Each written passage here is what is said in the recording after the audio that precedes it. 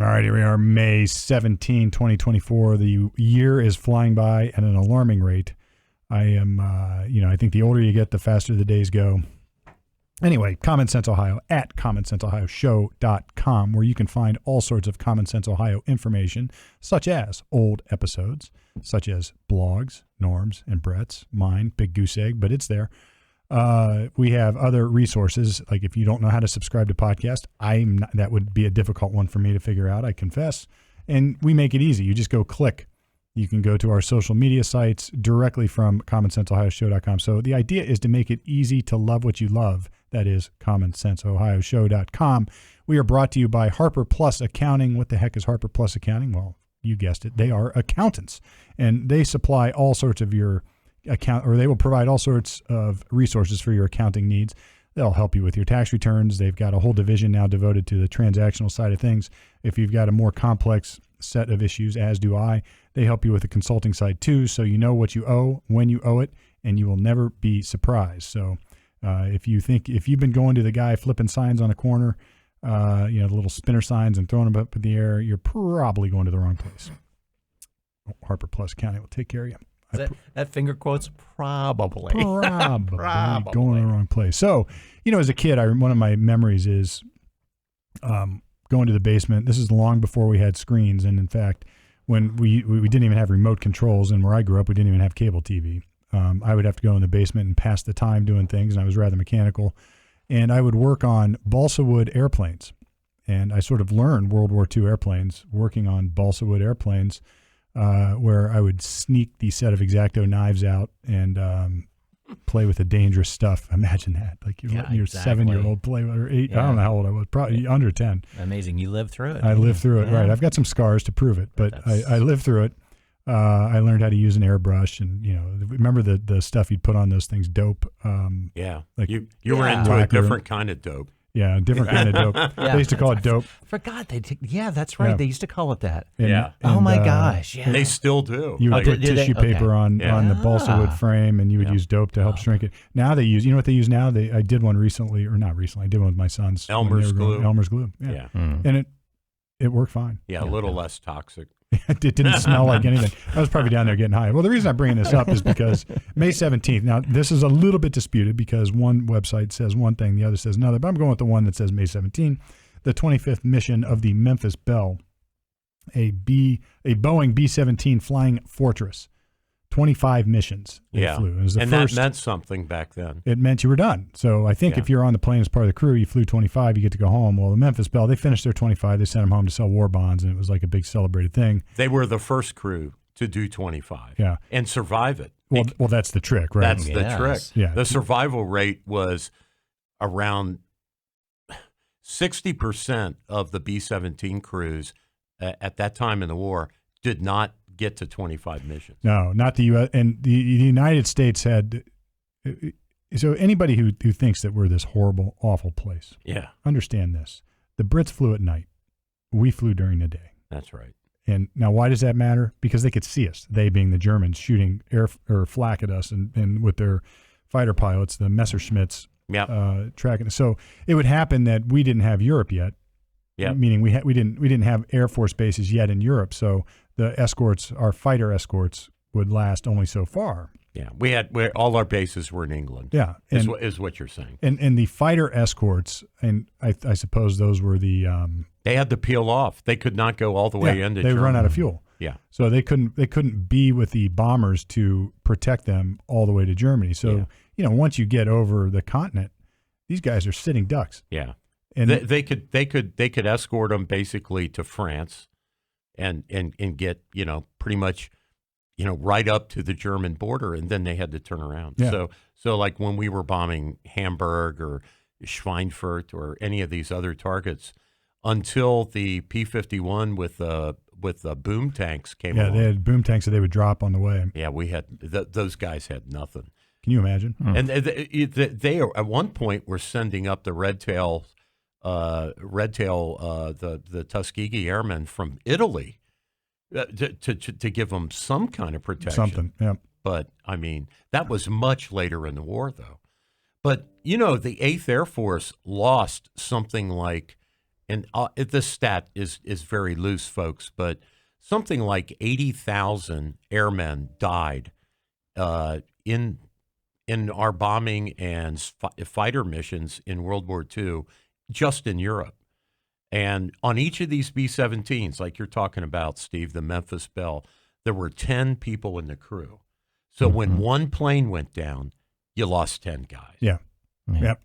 And like the survival rate was, I mean, it was one of the most dangerous jobs in the war.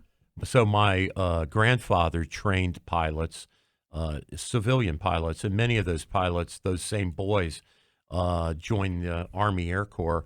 And when they came home from the war, they told my grandfather stories about when they were captured by civilians and marched through the streets, that there were incidents where guys not just got heckled, but, pitchforked. Guys actually got killed just because you can imagine, these are the same guys that just bombed you, and now they're walking through the street. Right. Yeah. No, it's dangerous stuff. It was, So it wasn't necessarily a nice thing when you got shot down. They took you to Stalag 13 with Colonel Klink. Yeah. Well, if you had Hogan there, Yeah. Or even before, that was based on what? The Great Escape, I think. Yeah, which is a great movie. It wasn't all candy and fun, but, anyway. Yeah. Well, at any rate, the Memphis Belle was named after Robert K. Morgan, who was the captain. Well, his girlfriend, actually. His girlfriend was, after Margaret Polk, his girlfriend. And they originally were, apparently he was originally going to call it the bomber Little One, because that was his little pet name for his sweetheart. But then they watched a movie, and I just learned all this off Wikipedia, so by the way. Yeah, it's good stuff. I'm not that much of a trivia. But they had watched a movie, and in the movie was a riverboat named Memphis Belle. And the movie was called Lady for a Night. And they named it Memphis Belle. So he took a vote of the entire crew. They said, yes, that's what we're going to name it. They enlisted an artist from Esquire magazine who drew up the pinup. And then I guess there was an artist in the squadron who would then duplicate that. And anybody who's seen those old bombers, they've got that art on it. Now, if you want to see the Memphis Belle. Vargas girls, I think they called them back then. Yeah. And if you want to see the Memphis Belle, right here in Ohio. Yeah, and at the Wright-Patt U.S. Air Force Museum. Free, by the way, to go into the Wright-Patt Air Force Museum. And the mighty 8th Air Force Museum's in Savannah, Georgia. You can, it's right off the expressway. Yep. Like you could see it from the expressway if you're going to Florida. I went to the Wright-Patt Museum a few years ago. I took the boys there. They were both probably still in junior high, but a great experience. Oh, you almost want to dedicate a couple of days to that. A 2-day you really, experience. really if you're going do. to watch all the interactive stuff. Just to absorb, because there's so, and well, if nothing else, reading, as you walk in the very beginning, reading the history of flight. Yep. Spend an hour reading that. It's incredible. Take your time. And it's free. Take your time. It's free. I think you might have to buy tickets for the movie. I can't remember, but the admission is free. You do. And they have a cafeteria. You can eat lunch there, and it's very cool. Yeah, but I remember building a B-17 Flying Fortress out of Balsa Wood and getting high on the fumes. And here I am talking about it. I survived. I didn't cut my hand off with an X-Acto knife. I probably made a mess with the airbrush and the painting and all that, but I learned a thing or two. So romantically speaking, we should clarify, because I know the ladies in our audience would be interested. In particular, I think many would be. After all, they read those romance novels on the beach. Come on, ladies, work with me here. But Robert Morgan and the Memphis Belle, they did not get married. They married other people after the war, and like many relationships, was she a cheater? Did she cheat on him during the war? Just I'm just kidding. The strain. Yeah, right. I mean, look, these were young guys. Oh, I mean, these were young people. Yeah. So they went their separate ways, but they remained friends. And when the Memphis Belle, right after the war, was on display in Memphis, it was an outdoor bird, like somewhere in the city, on a platform. And when they dedicated it, she was there and he was there. So that's nice. So they maintained their friendship. That's neat. It's a cool story. Yeah. It's and you wonder what these guys thought. Like, they're home after 25 missions. Look, I did not serve, but I've talked to many who have, and it's like there's some guilt with that. They're home and selling war bonds. Like, wait a minute, everybody else is still over there. Should I still be over there? So if you've ever talked to a serviceman or woman, I think there's that general feeling like, why am I safe and others aren't?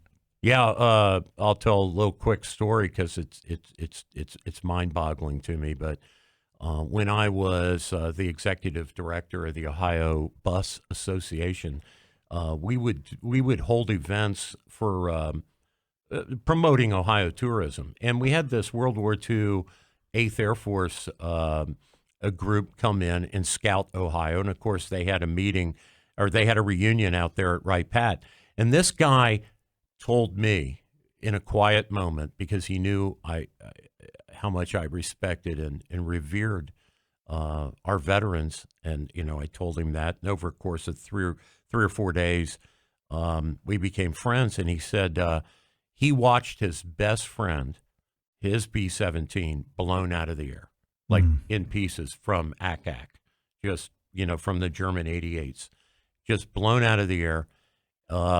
And the guy, he was married, and this guy, his best friend, went to go meet the widow, and then they struck up a relationship, and he married her. Really? And she was there with him when I met him, doing this tour. Yeah. And I'm sure he's passed by now, but that's a kind of thing that, like, I can't even imagine that. No. Right? No. Yeah. There's your best friend, like your best buddy, and you're looking out the porthole of your airplane and he boom, just disintegrated, just gone. And then you literally go to give your regrets and strike up a friendship and end up married to the guy's wife. Yeah, it's and I'm sure they both loved him, right? Oh, I'm sure, right. I mean, that's very complex stuff. Yep. Yeah. Well, and then imagine watching that happen and then thinking, anytime it's mine, right. It happens to me. It's Boom. like, can you imagine? No, yeah, I can't. Yeah, but anyway, so off to the races we are. Good stuff, Steve. So we talked last week about House Bill 250. DeWine signed it a couple days ago, and this was the bill that was unanimously passed by the House and the Senate here in Ohio. And what it requires, and the school districts are now instructed to create a policy, a cell phone policy that suits their district. So there's no blanket ban. There's no terms of what it has to include. But the legislature and the governor are saying to the districts, you got to have a policy. You can't just ignore the issue. And so the Department of Education is instructed to create a model policy for districts that maybe just want to adopt a canned policy. So they're going to come up with some kind of model. So it's a law that does nothing.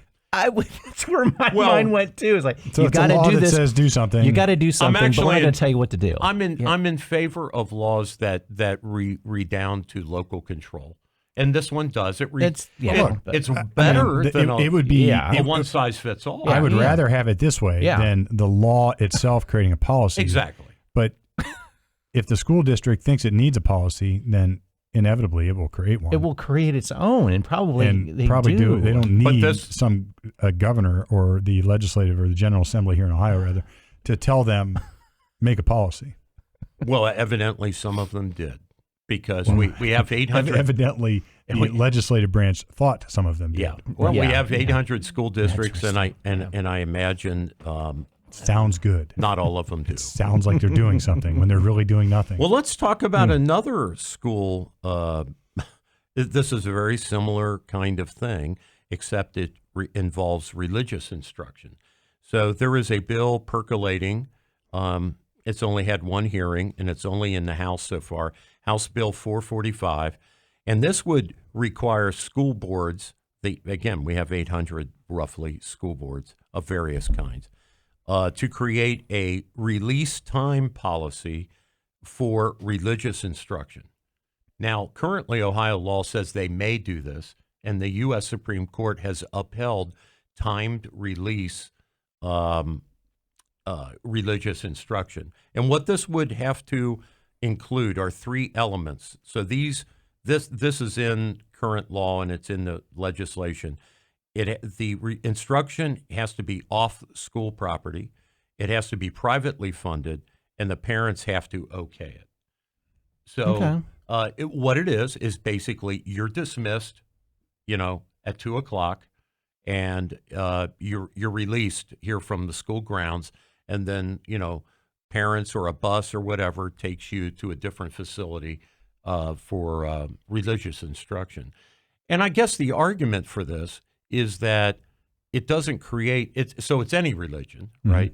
And it doesn't. So it doesn't establish a religion, but it also does protect the unfettered right of Americans to practice their religion. And that's a First Amendment guarantee also. Yeah, so you're talking about the First Amendment. There's two parts of, well, there's lots of parts of the First Amendment, but the one we're talking about is the freedom of religion, and there's two components to that part of the First Amendment. One is the Establishment Clause, which is the government shall not establish a religion, and the other is the government shall not impede the free exercise of religion.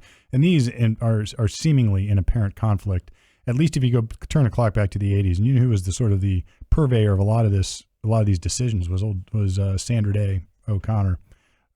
She sort of took the pen for a lot of these decisions. There's a lot I don't agree with. I don't think the two are in as much conflict as they seem. Yeah, I think people misinterpret the Establishment Clause quite a bit. I'm not going to go down the rabbit hole of exploring this, but I think the founders were worried about King George and an established religion. Which at that point was a denomination of Christianity, whatever it would be. They didn't want to do that, and the corollary was the government can't stop you from exercising a religion. I think having exposure to religion in schools does not violate the Establishment Clause, despite what Supreme Court cases have said. I think that's a stretch, but anyway, we'll deal with that. Yeah, this is a workaround. So rather than doing it in school, get it off the property. And just so what they are changing in current Ohio code is rather than saying school boards may develop a release time policy for religious instruction, now they shall develop a policy. Yeah. So because what has happened is they, according to the two legislative sponsors, is they've had parents come to them and say, "Hey, my district has not created a policy, and we have a minister or some non-denominational or a rabbi or whoever. We have somebody who wants to create an off-site religious instruction, but our board has not developed a policy." Well, this makes me, it's interesting. So going back to the Establishment Clause a little bit, I did a dive into this at one point because I was in an argument with somebody and I went and did some research. And, this individual was very, very upset was very, very oppositional to any instruction that could even be remotely related to Christianity. Yeah. For instance, if you didn't teach, if you taught creation as an alternative to evolution, which as it turns out, evolution is getting debunked. It's closer and closer every day. I mean, it's like there are components of evolution that sort of line up, and there are others that don't. Yeah. And again, if you go back and look at the math at the time it would take for evolution, there's some issues with it. But this person's position was you can't teach anything contrary to evolution because that is by default Christianity. And I said, well, what if you just teach like creationism without a Christian God, any God or any sort? What if it's aliens who have superhuman power and that we're just an experiment? Nope. And in fact, Steve, in public schools, we do teach a religion or two. Certainly the Greco-Roman religion is thoroughly taught. We know all about Zeus. So in a religion class, this person was cool with teaching Islam, but not Christianity. Yeah, there you go. And this this reminds me of the scandal's not the right word. Story rather going around. Harrison Butker, who was the kicker for the Kansas City Chiefs. Great story. Nobody ever knew this guy. I didn't know who the hell a kicker for the Kansas City Chiefs was. Well, he won the Super Bowl for him, just in case. Sure. No, great. Fine. But I still didn't know who he was. He was just a kicker. Right. But, he's a devout Catholic, apparently, and he was giving a speech at a Catholic school, and he was talking about traditional value. Well, it wasn't even it was Catholic values for sure, but it wasn't even necessarily Christian value. But you would say traditional values, like the most important thing is to be a parent for both a man and a woman. The most important thing, it's like he really. He mainly talked about family values. Family values, exactly right. Yeah. And this is like you would think that we have unleashed mustard gas into society because the opposition to this is insane.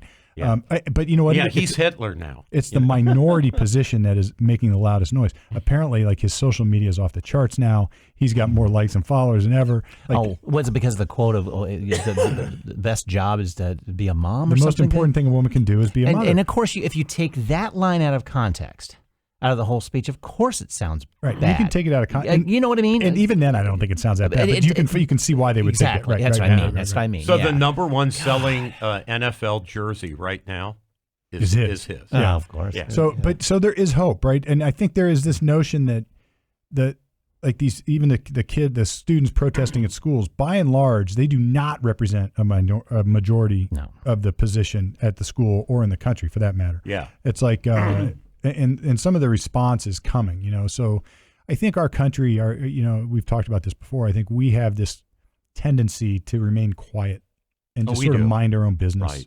until it's too much. Right. And it's to the point where it's too much, and the presidential polls are showing this. Yeah. The backlash, like what we're talking about with Butker here, is that his name? Yeah. Yeah, Butker. Right. Harrison Butker. Like the backlash on this and his jersey, it's like people are starting to say, enough. Yeah. Enough. There's nothing wrong with this. The Virginia moms that got Glenn Youngkin elected is another great example.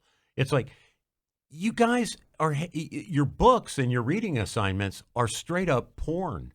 And and they're diabolical messages for little kids. Yeah. And the mothers show up at these school boards, and the FBI calls them domestic terrorists. I mean, so people have had enough. Yep. No, They've been pushed to the wall. They've been quiet as this wokeism has creeped into our culture, and now it's so off the wall. Yeah, it started as like, yeah, whatever, we can say this, or we'll just act like this. But now it's like it's permeated our lives in a way that it's intolerable. It's intolerable. It has become intolerable in a lot of ways, and I think this is one of them. It's like we should be able to say that. And look, anybody who argues with this is just ignoring facts. Right. If you want successful kids, raise them in a stable, fundamentally traditional household with a mom and a dad, right? It's all the data says that's the best for kids. And there's a study, a famous one out of the Brookings Institute, which is a left-leaning. I mean, they're leftists. Sure. And they said, look, if you want to get out of the poverty level, don't have a kid out of wedlock, right? Finish high school and don't have a kid and get a job. Yeah, it's very simple. These theses that you're mentioning are not new. Daniel Moynihan, Senator Moynihan, wrote a seminal book about how the replacing. This is back in the Great Society. He was on debates. to this. So he was one of the architects of the Great Society for LBJ. He worked in the White House. He was on LBJ's staff.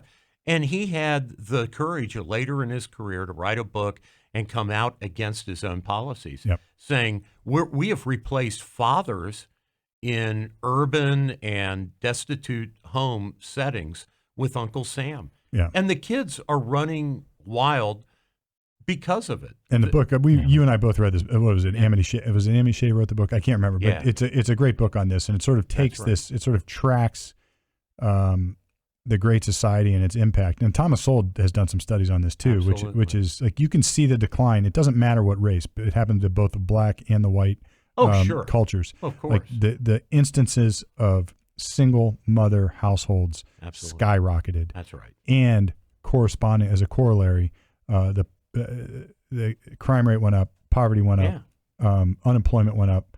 It just ruined. That's right. Whether you're talking about white Appalachia or whether you're talking about black Harlem, it's the same result. The same result. Right. In a statistic, I'm guessing here, so somebody's going to quote me since we have so many listeners. Yeah. But we have statistically it correlated. So there were more the things they were looking at, such as like unemployment. Mm-hmm. There were more unemployed black families than white at the time. But after the Great Society policies went into place, those numbers both increased at a parallel rate. Right. So and up until that time, as I recall, the unemployment in the black community was zero. Was narrowing. The gap was narrowing between that and white. So there was equalization was coming, And Steve, since then, and they threw this acid into the fire. Since then, all the other metrics, teen pregnancies, people getting a felony arrest, all of this stuff for young people, it all spiraled out of control at the time that really men and fathers were dismissed as essential. And, the world according to GARP and all this stuff, where basically you don't need a man. You can go to a sperm bank and get that. Yeah. Well, hold on. It's not just men providing a seed of sperm. It's them being involved with that child for the next 30, 40, 50 years as they mature. Right. I mean, it would be equally absurd to say that children don't need their mothers. Exactly right. It's an equally absurd position. Right. So this works both ways, folks. I mean, this is not a. Well, and the father is a role model for the daughter and the son as well, too. You bet. Yep. Should be. Yeah. Absolutely. Look, there's feminine and masculine, and we all have we all have to those understand both traits. the role of what we are in society. And I've always simplified it this way. It's like, how is a mother, and I'm not saying it's impossible, but how is a mother equally equipped to teach a boy how to be a man than a father? Yeah. It's much more difficult. Because she doesn't know what it's like. Right. Exactly. And how am I to teach a young woman to be, or a girl, how to grow up and be a functional woman? There's no way. I can do my best. Yeah. But I don't have the perspective. Right. Well, can you imagine, because I can't imagine not having a wife and having a daughter, and that daughter having her first menstrual experience as a young teen girl. What am I going to say as a father? Yeah, you're going to call up your friend and say, I know nothing about. Well, but beyond that, how to deal with, the physical. I mean, books to read. I'm sure there's resources, but it's not the same. It's not the same as having your mother. And no, it's not. Here's the ultimate problem. I've been defending folks charged with crimes for almost 30 years now, and I will tell you this. This is anecdotal, but it's my observation. When mothers spoil their sons, either because dad's not in the household, or dad is checked out, or dad is weak, or whatever. Right. You create criminals. Right. For sure. And for sure. It just is the fact, right? It is Spoiled boys get in trouble. They do, because they become entitled. They become self-righteous. They think they can do whatever they can do. They have no consequence. Right. It just is a fact, and it may not be a popular one, but it's just an anecdotal observation I have seen, and I always know when a client calls me. And I get a call from the mom, and I ask, how old is he? And I hear well, he's 30, or he's 28, or he's 25. And I was like, was he in jail? No. And sometimes he's in the background. I'm not, you can hear this dynamic, and I'm just thinking, this is the screwed upness of this. Right. So I don't say that out loud, and now I've said it on tape. But it's like, and then I have these interactions with clients. Like, look, ma'am, I need to talk to your son. Right. I don't represent you. Right. I represent him. Yeah.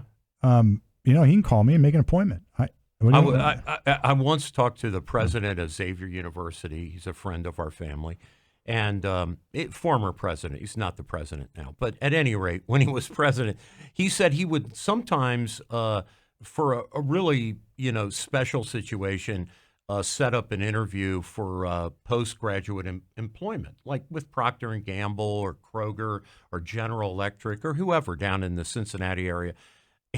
And he said some of these parents are so wrapped up in trying to be the best friend to their kids instead of a parent, that when the kid goes in for an interview with HR, the parent thinks they're going to go in there. Now, this is a person with an MBA from Xavier University, and they go into, Fifth Third Bank, and the parent wants to go into the hiring meeting with their 22-year-old kid. Can you imagine? It's like pass the bong, right? Like, when does the helicoptering stop, right? And you say, look, you're an adult. You got to pay back your loan. You got to go get a job. And it's a real scary world out there. It was my job to prepare you for that, not to be your best friend. Not to do it for you. And, yes. So father, he couldn't believe this. I would be just so excited to hear the aftermath of letting our child go into that interview and just wait. I'm ready for the phone call afterwards and go, how'd it go? Not be a part of it. I want to hear their feeling of it versus experience it. Come on. So Brett, to that point, his executive friends oh my God, would call back. They would call back father at XU and say, what did you tell this kid to do? They showed up with their mother or their father at this interview. Like it's like, nope, not hiring. Oh, exactly. Right. I remember, I'm trying to think of the example, but I made my sons one, like it might have been like an appointment. They needed some, maybe it was like a physical or whatever. And I said, well, pick up the phone, son. Pick up the phone and call the doctor. Right. And the look of terror. Yeah. Right. Yeah. And it would have been so easy for me to do it. Sure. But I made him do it. You're not doing them a favor by coddling them as they get older. No, right. But even young, it's like, what's the word? Like we know as parents, like if I'm making my 12-year-old call the doctor or call somebody and say, I need a haircut or I need whatever it is, it's like, it's terrifying the first time. Yeah. But once you do it the first time, you realize you can do it a second time. Right. And then you can make a different kind of call. It's always the first time that's the hardest. Right. So, but always if you deprive them of that opportunity to overcome that fear, that's what they're doing. They're depriving their kids of opportunities to overcome incremental fears and problems in the world, and then become an adult faster. And then they never learn how to conquer bigger ones. Yeah, that's true. Guys, don't get mad at me because I correct my own missteps and misstatements. So this is not aimed at anybody. So no names. But last week we did have on the show an expression that men can camp out with girls. And in fact, I dug up the Girl Scouts of America's policy, and men are not allowed to camp with the girls. They have to have a different facility. I think we were speculating, weren't we, at that point in time? Yeah, we had no idea what the rules were. So exactly. my so point, we haven't experienced it. We don't know. My point was, in bringing up that, is that why don't we also protect the boys for the very same reason from men who have outed themselves as gay? It's the same exact sexual attraction. Yeah, I'm not going to beat this horse again, but look, tune into the last debate. And the reason is, and Brett brought up, well, how do you screen for that? And because you can't screen for it. No. You can't screen for pedophilia. They're right. I mean, no one's going to say I'm a pedophile. No, they're not. No, exactly. Nobody who's gay is going to say they're a pedophile. Nobody who is straight is going to say they're a pedophile. Difficult situation. Nobody who is bisexual is going to admit to pedophile. What the Girl Scouts do for hetero guys is say, hey, look, we're not saying you're a creep, but you can't camp out. Yeah, I think that is theater just the same as the other is theater. So anyway. Okay. Yeah. So I hate this particular Supreme Court decision because Clarence Thomas wrote it, and I wish Justice Alito had been had persuaded him differently. But this week, the Supreme Court upheld the funding mechanism, and it's through the federal bank, the Fed, rather than through congressional funding. They upheld that mechanism for this Consumer Protection Bureau that Obama and Biden created. Yeah. And people think basically that this board has overstepped its bounds. And well, the funding is one question. Yeah, the funding is the overstepping question. Its bounds is a different question. That's a different, and this was that'll strictly come up later. Yeah. This was strictly about funding. And Alito said, what you're taking away by saying that you could do an end run by having the Fed fund this, because it never would have passed Congress, is you're taking away the Congress's role as the funding part of the U.S. government, right? So this is the way for the administration to spend tax dollars outside of the normal appropriations process. Right. And Alito freaked out, but it's a 7-2 opinion. So the vast majority.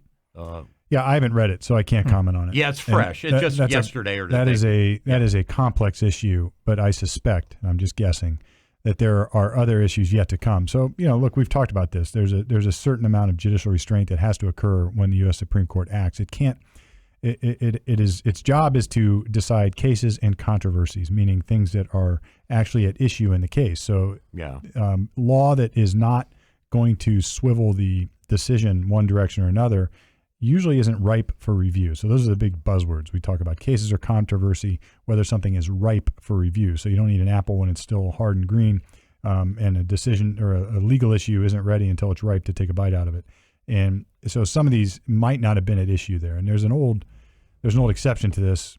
I think it was Muskrat versus Mellon says every now and then you can take on issues that aren't ripe. So what happens, Norm or guys, is say you have a controversy that's already resolved by the time it gets to the U.S. Supreme Court. So abortion would be a great one, right? So by the time you get to the U.S. Supreme Court, you've either had the baby or aborted the baby, and it's, you can't turn back the clock. Yeah. So I think in Muskrat versus Mellon, the buzzwords were it's capable of repetition yet evading review. So every now and then, if something isn't ripe for review or it's already moot and resolved, then you can still resolve it, or the court will still take it on, but only in that kind of exception. So, you've got to have the actual legal issue in play when they decide this, and if it's not there, well, bring another action. I think what upset Alito is, who controls the swamp, and this is just another example of the the executive branch holding great sway over the Congress. It's coming. Yeah. I'm telling you, it's coming. With this court, it is coming. The administrative state is going to get gutted sooner or later with this court and the makeup of this court. It's coming. I don't know exactly how or when or why. I suspect it'll come with some overbroad environmental nonsense that happens, or some declaration of an emergency that doesn't exist. And next thing you know, we're going to have some decisions on it. Yeah. Oh, I found something here that yes, sir. It might affect Steve's world. Maybe there's a new gel that breaks down alcohol in the body. Researchers at ETH Zurich have developed a protein-based gel that breaks down alcohol in the gastrointestinal tract without harming the body. In the future, people who take the gel could reduce the harmful and intoxicating effects of alcohol. Well, then you're going to reduce the consumption of alcohol, because people don't take it for any other reason than to get the buzz. Otherwise, it's interesting. I mean, NA alcohol would be the top seller. Right. You'd think, yeah. So I don't know it's interesting that they found something. It's a mixture of, what is it?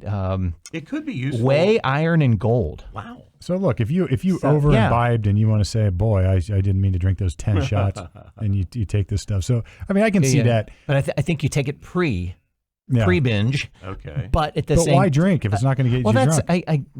Yeah. And look, an alcoholic's not going to take this. I wouldn't take. Look, I don't think, drink at least anymore. I'm not an alcohol. I'm not an alcoholic, but I would think not. They drink for the sake of the feel. Right. I don't drink anymore. I stopped drinking alcohol, and I can tell you this: if it didn't get me buzzed or intoxicated or give you that feeling of alcohol, I wouldn't have had it in the first place. I mean, why else would I do it? Yeah. And some people say, "Well, I love the taste." I would say this: try to go back and remember your first taste of alcohol, whatever that was. And mine happened to be okay, I guess. Yeah. But it was like, and that's because it was like a whiskey sour or something with a lot of sugar and a lot of stuff to sort of mask Gin fizz. But my first drink of beer, it tasted horrible. Yeah. Right. Now the second or third time I started to drink beer, I got used to it, or I was able to stomach it, and I developed I quote developed a taste. Like, you wouldn't consume that stuff except for the fact that it's alcohol. Yeah. No, you're right. I agree. Yeah. Right. And so look, and I'm not suggesting it's bad to consume alcohol to get the buzz. Look, when I used to drink, I loved it. Yeah. I mean, well, it's kind of it's kind of the same example. I mean, Wild Rabbit has its own taste, but if you eat it a few times, you get used to it. You get used to it, right? Yeah. Or here, try my deer. I'll tell you, this will taste. Or try my wild turkey. God, dear. Yeah, right. Exactly. Alcohol has its own little. And look, I'll make deer meat taste palatable. but it still doesn't taste as good as beef. But I just thought that was interesting. Yeah. That's like, okay. I mean, I'm maybe it has some application I'm not seeing yet, but you put enough Tabasco on just about any meat, you could. Right. You can get it down. Right. Yeah, Right. look, Right. Exactly. I'll survive on Sure. farming. I thought it was a little rich this week that Biden used he's claiming executive privilege to withhold access to these tapes where he was deposed or interviewed, whatever, by special counsel Robert Hurd, who was looking into Biden's his own secret classified documents case.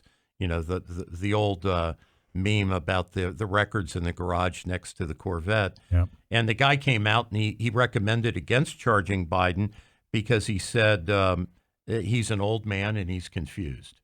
Right. And so he lacks capacity somehow to face charges now. And so naturally, the Republican Congress wants to hear these tapes. Sure. I want to hear the confusion. I want to see, his incompetence, because you're claiming he doesn't stand for charges when another president who's basically the same age is being currently charged in Florida. This guy's on the ballot to be our president. Yeah. And we're saying he's too confused? Right. We aren't allowed to know how competent he is. Look. Yeah. That's scary. And he's claiming executive privilege, which he says is not available to Trump, but it's available to him. I wonder what the vote would be if you just took a vote of every citizen in the United States. Should we require Biden to undergo a complete pure, and not some nonsense one, but a complete psychological evaluation, and even Trump for that matter? I'd want both of them. I'd want both of them. Both of them to do it. And I'm not talking like, no, he's physically healthy, we've tested him and everything, because that's what they always do. Oh, we x-rayed his brain, he's fine. It's like, well, no. We need a cognitive test. Well, and the irony is, Biden this week, his surrogates have come out against Robert Kennedy Jr. because they said he had an infection, that a worm in his I know. All I can think of is Pink Floyd and a worm right into his brain. Ate part of his brain. Oh, wow. Actually, and he had to have he recovered from cranial surgery. It's like, you can't make this stuff up. And I'm like, well, wait a minute. This is Biden talking about somebody else's executive function. Right. Biden doesn't even know what day it is. I mean, it's just like, I'm like, how can you attack Robert Kennedy Jr. when you won't release your own medical stuff? He doesn't. I don't even think he knows he's not releasing his medical stuff. This is like this. When you get to the point where you don't know what you don't know. I mean, he's just living in. And I know it's a slippery slope in regards. Okay, so how can you not be a certain age and be president? I understand that. Okay, well, what is it? 75 then? Yeah. I don't think it should be an age limit as much as it. I wouldn't mind cognitive testing.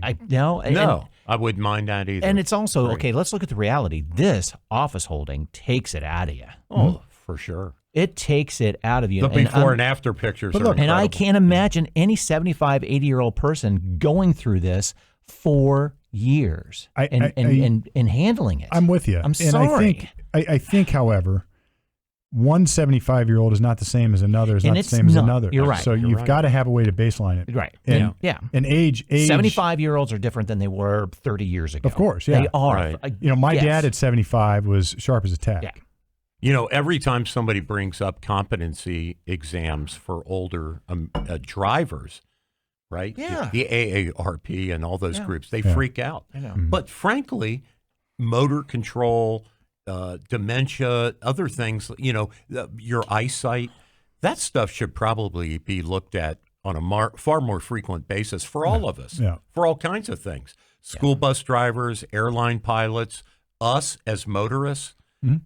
I'm not afraid of competency exams. And if I'm not competent to drive my car on the freeway with other people, I shouldn't have the keys. Yeah, I just got my license renewed a couple of weeks ago. And my wife told me, he's like, take your contacts out, get your glasses on. Because when you do the eye thing, your contacts are you can't see it. It is hard. I forgot to. Anyway, I'm in there and I can't, because to full disclosure, one eye is stronger than the other. So I have two different focuses. So when I'm looking that close, I can close one eye and see it, but you got to look at it both. And God bless the young lady in there. She's working with me, and she gets me through it. It's like, we're good. So, and this is a little off topic, but you'll love the kicker of this. You're supposed to bring like 3 or 4 pieces of ID. She didn't look at anything. Interesting. I could have been a frickin' terrorist. Did you have your other ID though with you? You had your current one? Just my current one. Yeah, well, at least they had something. You're supposed. I mean, they make a big ass deal. Yeah, of you that have a online. backup and Right. You passport and 3 bill. Da da da da da. She didn't look. And again, I'm not blaming her necessarily. I don't I could have gone through, and I Right. could be the world's number one terrorist, and I got my new license. Muhammad Atta. I could not. So I mean, again, look at white privilege. I don't know what the Yeah. deal was, but it's like, dude, I didn't have to show anything. I don't know what the standards are to pass the eye test, but They're I wear low, glasses. but they're low. I wear glasses, and I wear glasses when I drive. Mm-hmm. I've never had a restriction on my license. Really? Yeah. I've always passed the test, Okay. Yeah. and I don't know if they're just fudging it. I don't know if I'm actually passing. Don't they just mark you wear corrective lenses though? Isn't there? But I don't have that marked on my Really? license. Yeah. I've always passed. And look, my eyes aren't terrible. Yeah. So I can see that I might just meet a minimum threshold. Right. And at night for sure I'd have my glasses on. But I've driven during the day without my glasses at times. But it's It's fuzzy. street signs get a little Yeah. Well, you got that nighttime when it gets evening, it gets a little fuzzy. At I've night got that in too. the Whatever, rain, like night I'm vision almost kind blind. of thing. At night in the rain anymore, I just tell my Anyway. wife to drive. Well, Brett, you may.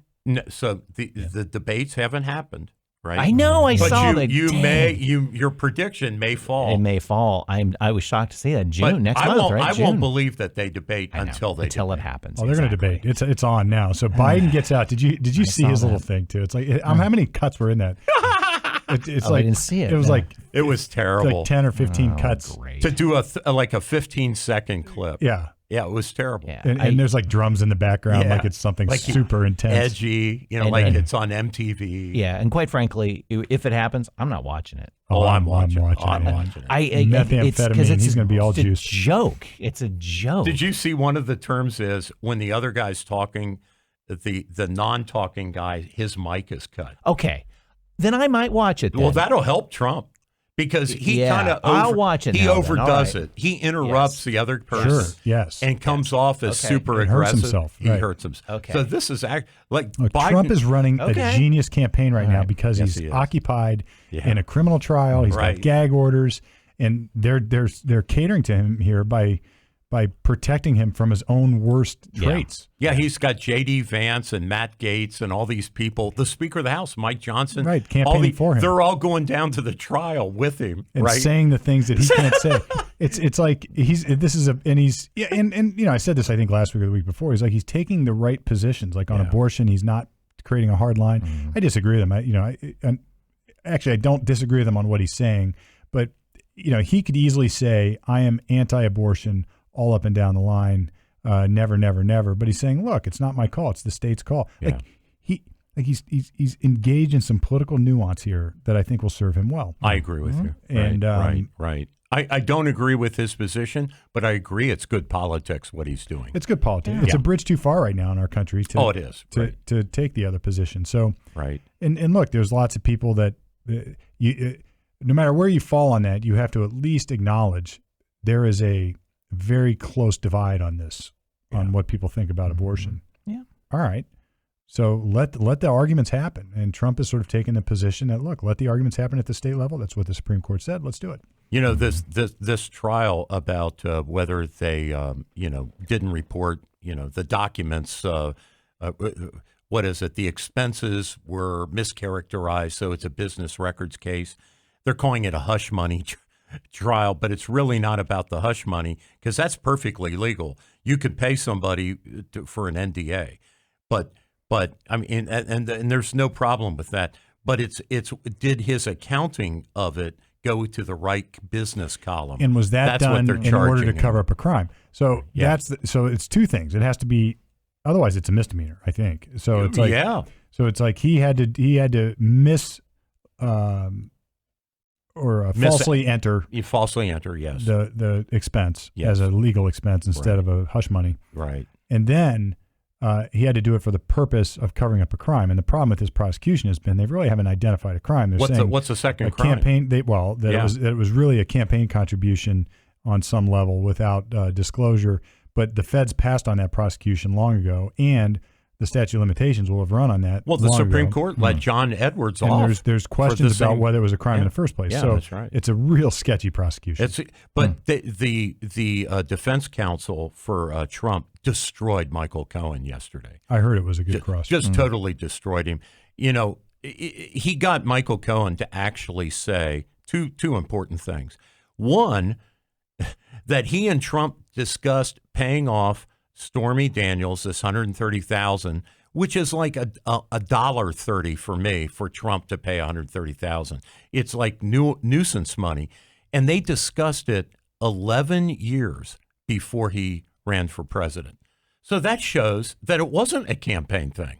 Right. Okay. Yeah. And then number two, he got Michael Cohen to agree that his memory about what he told this attorney he was going to hire, this Robert Costello guy that he was interviewing potentially to be his attorney, that he told Robert Costello, no, I don't have anything on Trump. I don't have any crimes. I don't have any misspending. I have nothing on that. And so this defense counsel, knowing that they're going to call this Costello guy, okay, and Cohen knew that. Cohen's like, okay, yeah, maybe I'm not sure if I told him that or not. Mm-hmm. Oh, dude. I mean, even MSNBC and people like that are saying, yeah, but it's over. There was more they could have done. I mean, wasn't Cohen, didn't he get in trouble for perjury? Yes. Serving 3 years in the pen. Oh. Mr. Cohen? Yeah. Convicted for perjury. Are you a liar? Yes, that's right. A convicted one. Yes. I mean, I would have asked, are you a liar? And they did. And they did. Okay. Yeah. And I didn't watch it, but I would have come out of shoots like, yeah. Let's get one thing straight for the jury. You're a liar, aren't you? Right. So Steve, according to the journalists that sat in on this yesterday, this attorney very boringly for like 3 hours went through the retinue of all the cases where Michael Cohen has lied and has, whether it's before Congress, whether it's in court, whatever, right, where he is on the record as lying. And he took like hours to do this. And they said the jurors' feet, they were all fidgety, like they've heard enough of this. And then he went for the red meat. So he teed him up. Yeah, see, that's I don't know. That's too long. That's too long. Jeez. It's just one question. But then he blew him up. Are you a liar? Yeah, right. And what's he going to say? Right. No.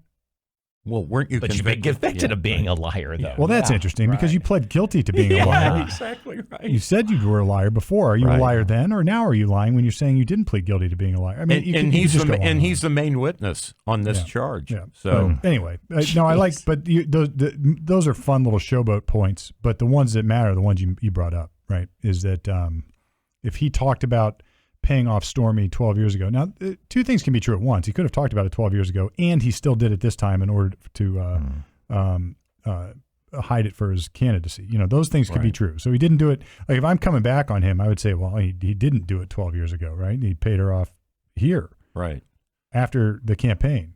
So our friend over at Capital University, I saw him being interviewed by I don't know who it was, Neil Cavuto or somebody. One of the business channels, and Brad Smith is his name. He's a law professor, and he was former head of the Federal Elections Commission. He may be a witness. The defense may call him as an expert witness. He said that the difficulty with the Alvin Bragg, this whole business records thing is, Alvin Bragg's trying to say that this was a campaign. That the motivation was to make this a campaign expense. And what Professor Smith said is it would be illegal for Trump to have spent campaign funds on this as a campaign expense. So he didn't. So what Alvin Bragg is saying Trump should have done, that would have been a crime. Right. Instead, he paid it out of his personal Well, what and he's saying is corporate he funds. committed that crime in another way.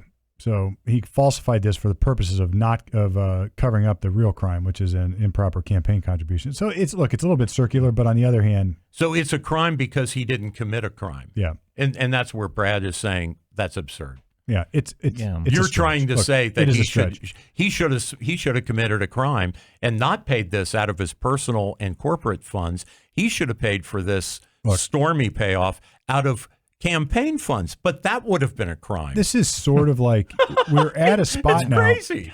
You just wonder how this sword gets wielded in the future, because you can't tell me that half the politicians, if not more, have done something like this. Well, what Brad said is that what really disposed of this was the overturning of the John Edwards conviction, where he paid off, a lady who said, that they had an illicit relationship, and they overturned the conviction on the same basis that Professor Smith is alleged. I don't know the case. I have to read the case. Yeah. Yep. So It's like, look, you can't tell him he was supposed to spend campaign money predictions, because that's a crime. Predictions. I think he gets convicted anyway.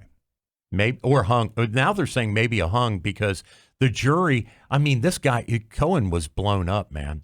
And I think even some of the jurors, it just takes one, right, Steve? I mean, Takes one to hang it. yeah. So anyway, we'll find out. All right, moving right along. Couple of things about the upcoming election.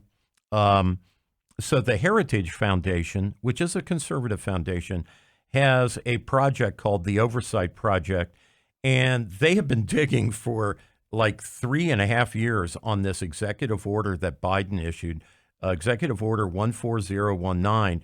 And what that was, the federal agencies slow walk the FOIA requests. So the Heritage Project finally got these documents that explain this order. The order is, it sounds so patriotic. The order is for federal agencies to go out there into the hustings and pump up voter registration, right? So it sounds like a good thing, except for the fact that the documents now indicate that the places in the agencies and the third-party contractors to be hired to do all of this, it's all pro-Biden. It's all targeted to overcome, that margin of. Biden only won by 40,000 votes. So the idea is to go out there and try to find another 100 or 200,000 votes for Biden by targeting, and of course they're picking the Zuckerberg Foundation, they're picking NAA, the CP, they're picking all of these NGOs to carry out this mission through grants from these federal agencies, and every single one of them is targeted to a Biden constituency. So it really is your tax dollars being spent to do political work. Yeah, that happened last election too. For one side. The Zuckerberg Foundation, notoriously went around and harvested votes for Biden. And then the second thing in the campaign is probably the best defensive player in NFL history this week at the Wildwood, New Jersey rally that Trump held, Lawrence Taylor. Old LT, man. Back in the 80s. He got on the microphone and said, I am no longer a Democrat. Nobody in our family is ever going to vote for a Democrat again. We're Trumpers. And this is a guy who played for the Giants, right? They're in New Jersey. Man, I think this edifice, it's starting to crumble. This racial identification thing that the Democrats have had locked in. It's not working. It's bullshit. It's crumbling. It's not working because it's BS. Yeah. And look, I don't think here's where the left is making a mistake. Where the Democrats are making a mistake. They are attributing all this to Trump. That's right. So they think Trump has just got everybody duped. Right.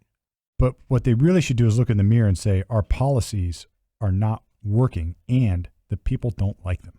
Right. Right. They don't like it. I don't even like Trump, but I have to vote for him. Right. So I have no choice. It's like when you make it so, when your policies are so bad that the people like you who don't like Trump, I don't even like him, are going to vote for him. Yeah. Not because you're like a dyed-in-the-wool Trump supporter, but because the alternative is so scary. Right. That you have no choice. I'm not walking in lockstep with him. He's not like I don't respect him as some kind of moral. Well, look, I respect no president as that. Yeah, it's ridiculous. I do not look for look to my president for moral cues. Yeah, no, right. I've got a book at home that tells me all I need to know about that. Yeah.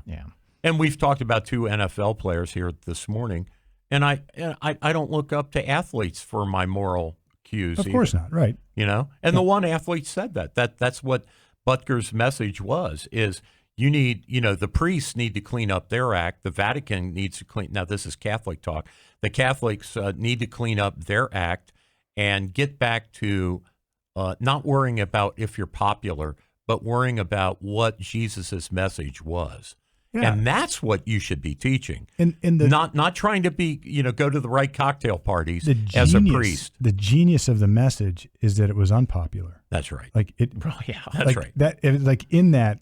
That's so right. unpopular, it got him killed. Yeah. Right. Yeah. Right. Yeah. Exactly. It was like, holy crap, he's speaking the truth. And Roger Goodell in the NFL, Yeah. they come out against their own guy. I mean, it's crazy. Right. But Lawrence Taylor, I mean, when somebody of that level, so this isn't some nut like, Diddy, this is, or Kanye. Look, LT is LT. He was a really good football player. Yeah. He had an infamous coke problem back in the 80s and got recovered, I think. But really, he became sort of this spokesman for, I think some reform issues and other things. Yeah. But I don't look to him like it just because LT is voting for Trump doesn't mean I will. But I think what you're saying is this is demonstrative of maybe some eye-opening going on around the country. Yeah, right. That just because you happen to have an R next to your name, you're not a racist. Yeah, there's a recalculation happening. Certainly after the Emancipation Proclamation, many blacks were Republicans for almost a whole century. They were, because the KKK and Johnson, the D's. Even Johnson, the Mr. Great Society, was a notorious miserable ass racist prick. Woodrow Wilson, several. Yeah. And it was the Republicans and Abe Lincoln, right? And so, like Jackie Robinson was a Republican, just as an example. And people, people look at that, and I think Jesse Owens was a Republican. People look at that and they're like, well, why would these incredible figures of struggle and overcoming racism, why would they be Republicans? Well, because the KKK was a Democrat invention. Right. Like you don't understand the history of race in this country. And I think it's coming around. People are understanding new plantation. I would suggest this. What party you're in does not make you a racist either way. I agree with that. So 100%. If I happen to vote Republican, it by no means makes me a racist. And if you're a Democrat, it by no means makes you a racist. 100%. You're a racist if you're a freaking racist. That's right. Done. And show me evidence of it before you start slinging that accusation around. So on our Facebook page, I don't know if you guys saw this, I had an extended debate with one of our, he probably hasn't listened to a word we said, but he took the occasion to slam common sense on our Facebook page. So I think it's a 25 or maybe 30 post exchange with this guy. And he threw me the biggest softball saying, well, I'm helping people because I'm in favor of DEI. And I don't know if it's intentional or accidental, but people who are in favor of DEI, that is racism. It's institutional racism to select people for scholarships, promotions, for all kinds of benefits based on the color of their skin. That's ridiculous. Brett, don't you feel bad for this guy that decided to take on Norm? Oh, in a texting exchange? I don't understand. Norm is relentless. I know. I don't understand why somebody would walk into that. And guess what the last post was? Norm is relentless. There is no last post for you. Right, well, unless it's yours. The last post, it was. The last post, and I didn't cut him off. I mean, he just quit. No, you just. The last post was, I love you. Right? You love everybody, Norm. Right. After totally. So what we're saying here, I disassembled his ass. I dare you to get in a texting string with Bring Norm, it. because it never ends. Bring it. Bring it. Get on Right. social. So You're made for social media. You were made for it. I don't even do it. It's Yeah. just like I'd much rather just debate it here. Now, Well, because you're good at the very succinct moments. Well, he is good at that. I mean, you encapsulize a thought in a text message or a social media post very well. Well, there's a lot of ammo. And that's hard. Yeah, it's there's hard. a lot of. That's So, Steve, hard. I was very troubled by something that you texted Brett and I about that's coming, and I have not studied it. I'd like you to tell us about this new pandemic they're predicting. That's like 10 times This is or the 100. monkey flu or whatever it was. Oh, come on, man. What was it? The bird is a bird flu It was a again? bird, wasn't it? Yeah, bird flu or something So, like that. So they're predicting it. It's like there's little silent rumblings out there about a bird flu that's going to be worse. It's going to be worse than COVID. Oh, for God's sake. It's like, could you cue it up any better? Any better. So polls are favoring Trump. It is just like what we need right now is a worldwide crisis of a bird flu, so we can then exercise all these controls over people again and manipulate the outcome of this mess. And let's start the mail-in balloting like right now. Sure. I mean, let's just start. Let's not wait for the debates. Of course. Like in Pennsylvania, they can vote 50 days before Election Day. And so when Fetterman and Dr. Oz finally had their debate, 60% of Pennsylvanians who were voting had already voted. Right. And they're mostly Democrats, I would guess. So that's what they think. Yeah. The Democrats are more apt to vote early than Republicans. So I hope they get these debates in early, because if this new pandemic comes, they're going to do all the same stupid shit. I tell you what, if they shut down my business again because of the bird flu, I'm gone. I'm not leaving the country, but I'm going underground. Yeah. I'm going to go dig a bunker. I think a lot of people will defy it this time. They're going to have to send the stormtroopers in. It won't be the same. It won't be. It will not be the same. They can tell people to wear masks. They can tell them to do this, that, and people I will didn't do it before, and I'm not doing it now. Yeah, they will largely disobey because they've been lied to. I just saw where AstraZeneca took its COVID vaccine off the market last week. I mean, because they're all finding these adverse effects. Yeah, there's look. It didn't go through trials. Is it a coincidence? I'm asking somewhat rhetorically. Is it a coincidence that the number of cardiac events in ages like 30 to 45 are so high right now? Is that a coincidence? Maybe, but nobody's freaking studying it either. So well, and you can't say we're not living through stressful times as well, too. Right. So find out the reasons for it. Study it, but don't stick your head in the sand over it. My last thing, guys, is that we are so focused on stupid stuff like what a man is, what a woman is, what bathrooms they can use, kids that are furries going to furry convention, all this crazy crap. In the meantime, like there's real shit going down in the world. So there is a civil war that's been raging this week, basically a race and a religious war in a French colony called New Caledonia, which is in the Pacific. There's 250,000 people live on this island, and basically it's over voting.